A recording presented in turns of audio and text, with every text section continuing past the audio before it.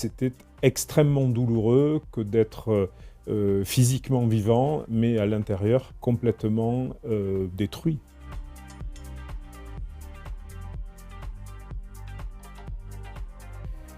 J'ai été victime d'un accident vasculaire cérébral en pleine nuit qui m'a réveillé, j'ai vomi partout, j'ai rampé par terre et j'ai appelé le 15 pour qu'on vienne m'aider.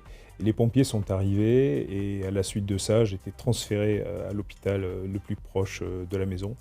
Après, à Bordeaux, où je suis tombé dans le coma, où il y a eu une opération neurochirurgicale pour me sauver la vie et le pronostic vital était engagé. Et en plus de cela, on donnait à mes parents peu de chance sur les perspectives d'avenir. Il se trouve que j'ai fait l'AVC sur le cervelet qui s'est mis à gonfler et il y a eu pour conséquence une compression du tronc cérébral qui empêchait l'alimentation correcte du sang dans le cerveau.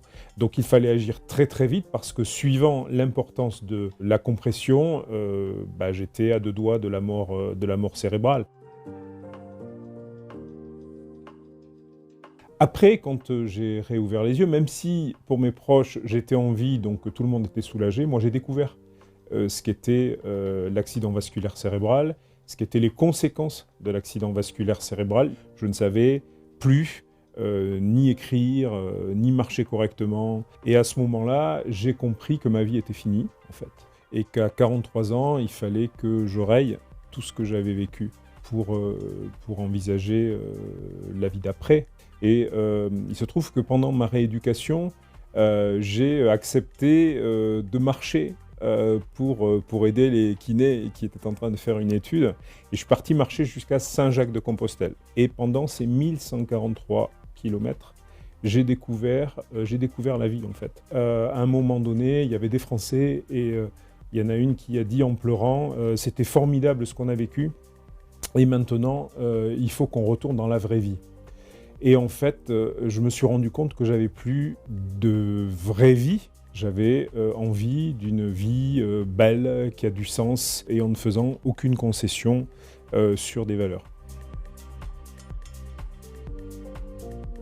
J'ai 52 ans et j'ai encore des choses à faire, de belles choses, d'être utile pour d'autres, au niveau de l'association AVC Tous Concernés, par exemple. Et puis, je rencontre plein de gens qui ont vécu ce que j'ai vécu il y a 8 ans. La solitude, l'incompréhension, l'acceptation de choses qui physiquement ne sont plus possibles, psychologiquement ne sont plus possibles, socialement ne sont plus possibles. Et j'ai réussi à m'en sortir. Donc je veux les aider à leur faire prendre conscience que le soleil brille malgré tout et que